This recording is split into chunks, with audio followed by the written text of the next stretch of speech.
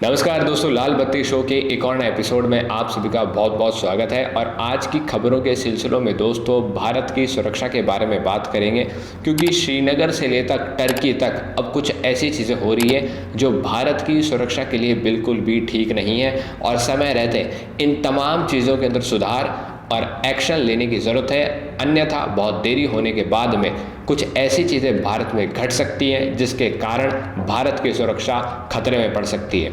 अब दोस्तों सबसे पहले शुरुआत करते हैं पहली खबर से, जो कि श्रीनगर से है। श्रीनगर में कल रात को क्या होता है, एक पुलिस स्टेशन है जिसका नाम है नौगाम पुलिस स्टेशन। उस नौगाम पुलिस स्टेशन के अंदर अचानक से एक ब्लास्ट हो जाता है। उस ब्लास्ट होने के बाद में क्या होता है, ब्लास्ट होने के बाद में पूरा का पूरा पुलिस स्टेशन गायब हो जाता है। आजू बाजू के जो बिल्डिंग्स हैं उनको नुकसान होता है। जितनी भी उस पुलिस स्टेशन के आजू बाजू गाड़ियां खड़ी थी वो सारी की सारी ब्लास्ट हो जाती है और उसका एक मंजर आप अब देखिए।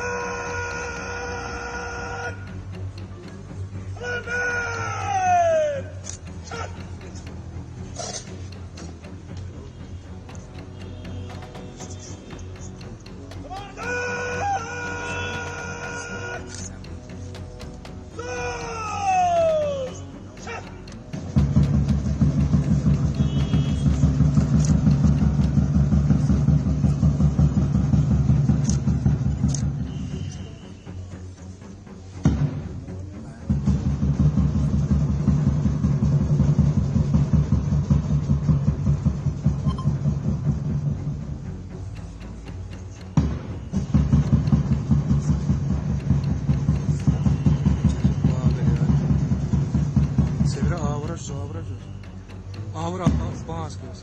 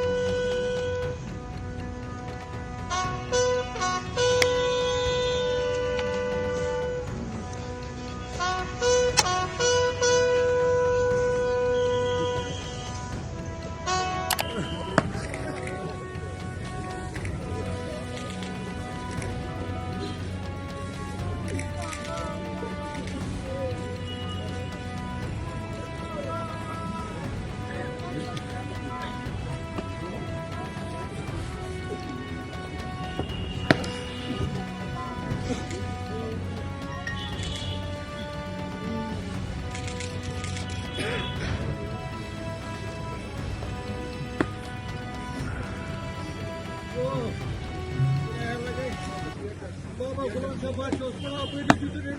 Beni götürün. Vallahi ya köyler de arkayla sana gel. Sen köyler.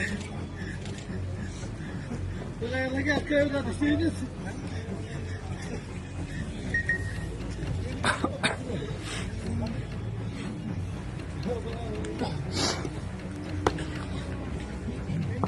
Beni yar başa.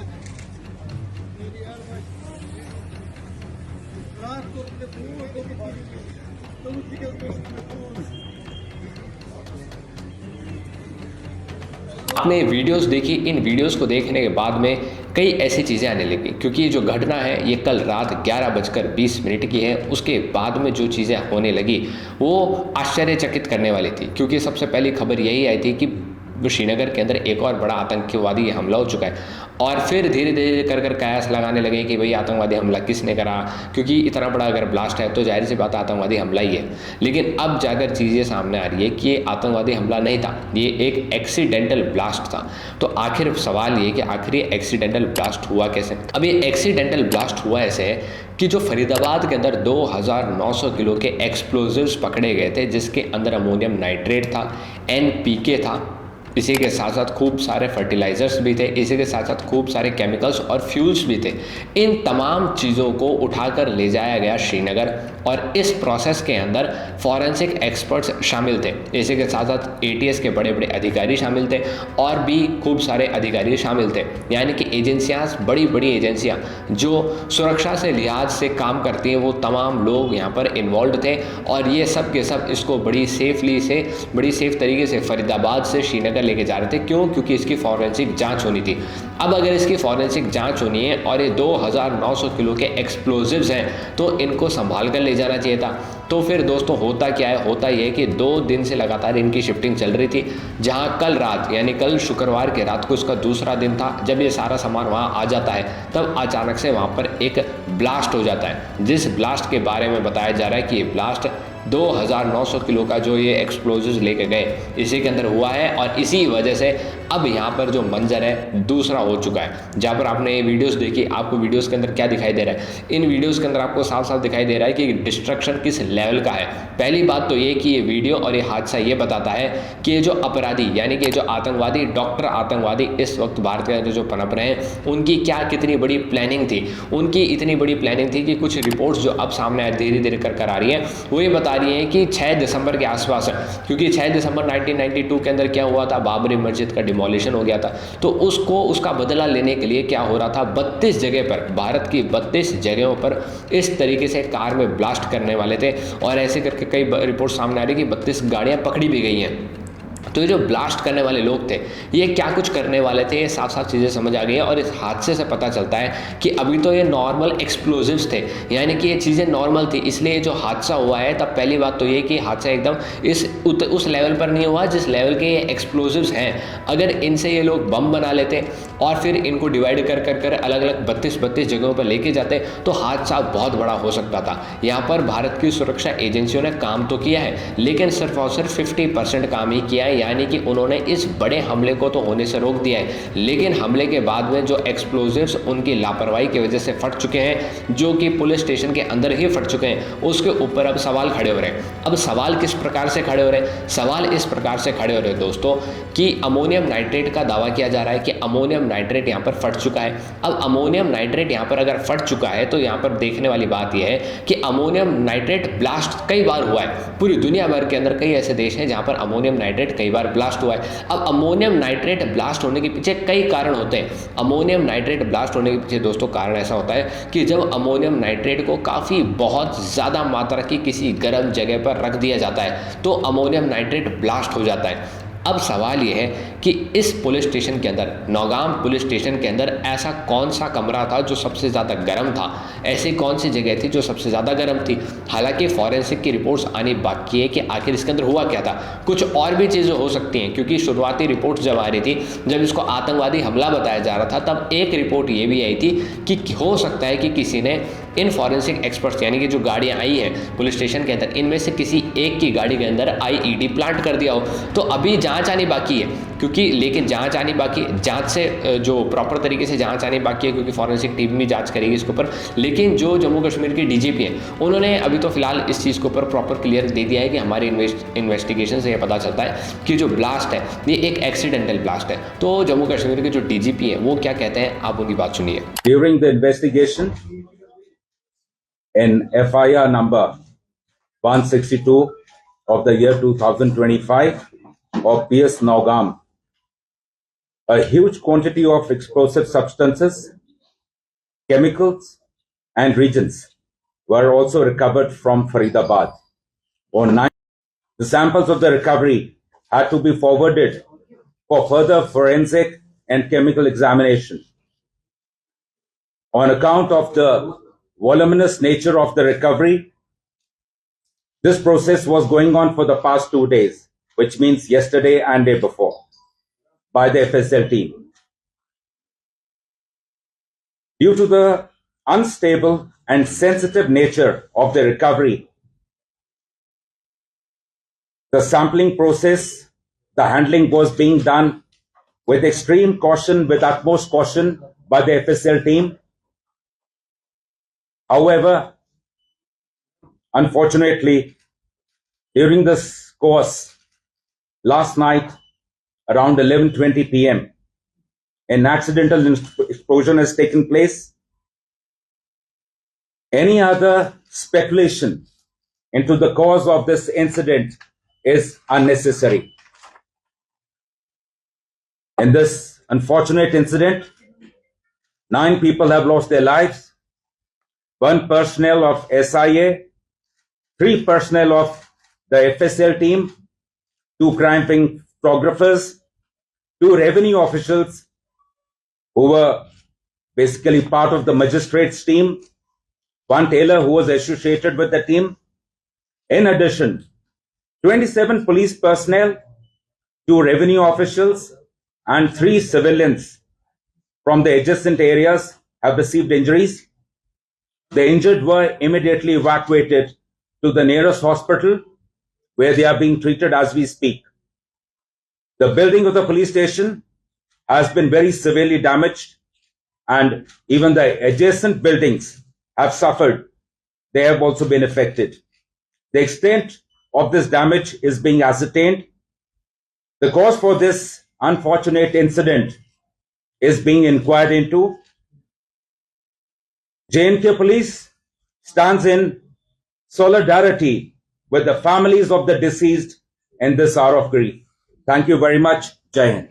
आपने उनकी बात सुन ली, उन्होंने साफ साफ कह दिया है कि जो हादसा हुआ है ये एक्सीडेंट की वजह से हुआ है, ढिलाई की वजह से हुआ है। तो सवाल ये है कि अगर इस तरीके के एक्सप्लोजिव्स का ट्रांसफ़र हो रहा है, पहली बात तो ये कि फरीदाबाद से श्रीनगर ले जाया जा रहा है फॉरेंसिक जांचों के लिए, तो सबसे पहली बात तो ये है कि उनको संभल कर लेके जाना चाहिए था, एक कड़ी सुरक्षा होनी चाहिए थी, और इसके अंदर भारत फेल हो चुका है। और जाहिर सी बात है ये वीडियोज़ देखें, ये मंजर देखें, क्योंकि इसके अंदर जो मौतों का आंकड़ा है वो 9 तक पहुँच चुका है। अभी मैं जब ये वीडियो बना रहा हूँ, हो सकता है आगे और भी ज़्यादा बढ़ जाए, भगवान ना करे कि बढ़े, क्योंकि जो घायल लोग हैं उनकी संख्या 25 से 30 है, तो हो सकता है कि ये बढ़ भी सकता है। तो पाकिस्तान से तो इससे खुश हो रहा होगा।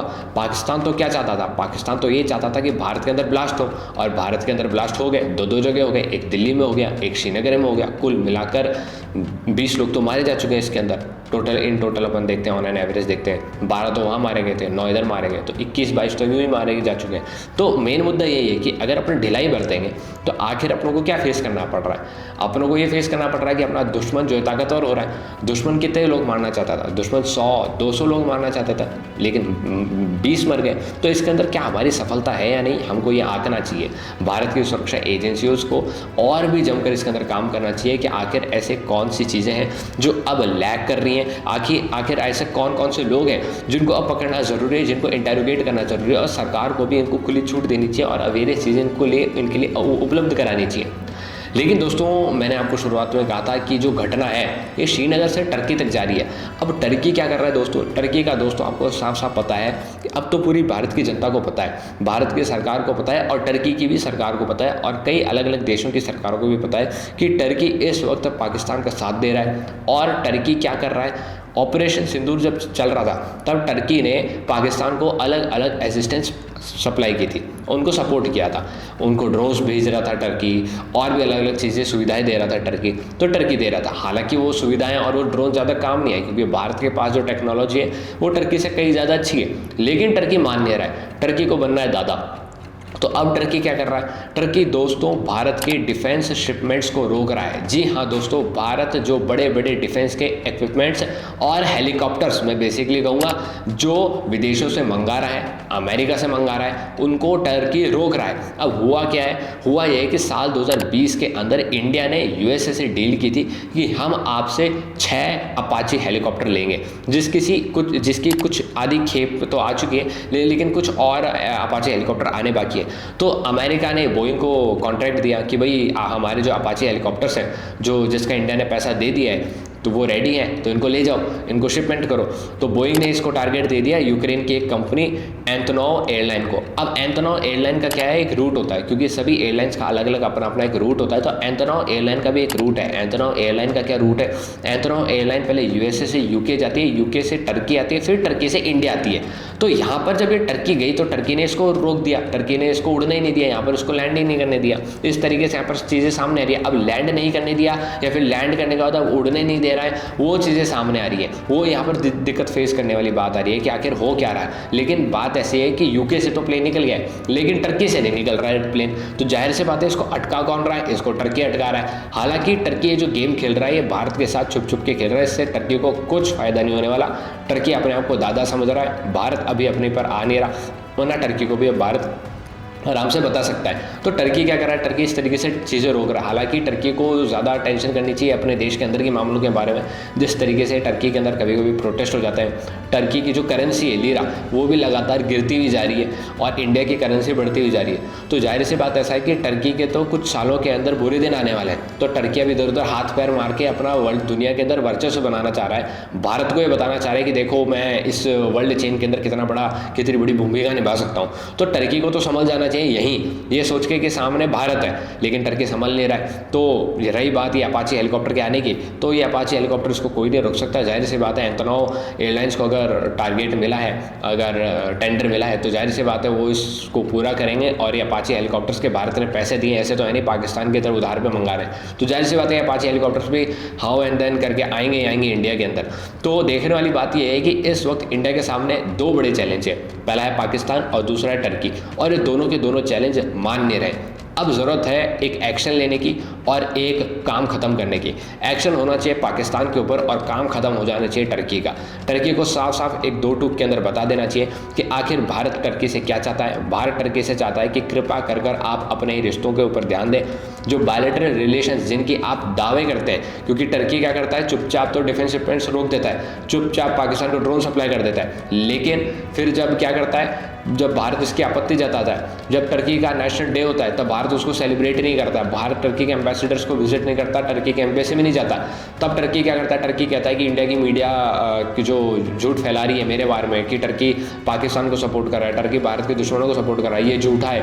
ये जो मीडिया रिपोर्ट्स है ये टर्की और इंडिया के बायलैटरल रिलेशंस को खराब कर रही है। तो टर्की क्या कर रहा है, टर्की पीठ पीछे वार कर रहा है। पीठ पीछे वार कौन करता है? पाकिस्तान करता है। टर्की किसका साथ दे रहा है? पाकिस्तान का साथ दे रहा है। तो अब भारत सरकार को समझ जाना चाहिए कि एक्शन होना चाहिए पाकिस्तान के ऊपर और मुंह बंद हो जाना चाहिए टर्की का। इस तरीके से काम होना चाहिए और अब टर्की को 2 टूक चीज़ों से बता देना चाहिए। टर्की की कंपनीज के साथ, बड़ी बड़ी कंपनीज के साथ कॉन्ट्रैक्ट कैंसिल कर देना चाहिए। अलग अलग जो चीज़ें, क्योंकि भारत के अंदर एक बार के लिए, छोटे से पीरियड ऑफ टाइम के लिए ये लहर चली थी कि हम टर्की से ये नहीं मंगाएंगे, हम टर्की घूमने नहीं जाएंगे, हम टर्की में जाकर शादी नहीं करेंगे। लेकिन अब भी कुछ ऐसे लोग हैं जो बिल्कुल उनको चीज़ें समझ में नहीं आती कि आखिर देश किस सीन से गुजर रहा है। वो अभी भी टर्की घूमना चाहते हैं, टर्की को तुर्की नहीं बोलते तो इस पर लड़े लेते हैं लोग बाग, और साथ साथ टर्की के कुछ लोगों के साथ शादी कर लेते हैं, या नहीं तो फिर टर्की के अंदर जाके शादी कर लेते हैं। टर्की के लोगों को दुनिया का बहुत सुंदर व्यक्ति बताया जाता है। एर्दोगान की शक्ल देखी मैंने, तो इसके अलावा और किसी टर्किश की शक्ल नहीं देखी, और एर्दोगान की शक्ल ऐसी है जैसे फुटबॉल की हवा निकल जाती है वैसे। तो ये सब चीज़ें हैं, भारत को इन तमाम चीज़ों के ऊपर काम करना चाहिए। आप क्या कुछ सोचते हैं टर्की के बारे में, पाकिस्तान के बारे में, नीचे कमेंट बॉक्स में लिखिए। भारत को क्या करना चाहिए, भारत की सरकार को आगे क्या निर्णय लेना चाहिए, क्योंकि आज भारत के अंदर खूब सारे ऐसे लोग हैं जो चाह रहे हैं कि प्रधानमंत्री नरेंद्र मोदी सेना को बस एक आदेश दे दे और सेना टूट पड़े पाकिस्तान के ऊपर, पाकिस्तान के कर दे 4-5 टुकड़े। 5 तो उन्हें तय है। तो ये सब चीज़ें आप क्या कुछ सोचते हैं नीचे कमेंट बॉक्स में लिखिए। जय हिंद जय भारत दोस्तों, इस वीडियो को शेयर कीजिए, लाइक कीजिए और इस चैनल को सब्सक्राइब कीजिए।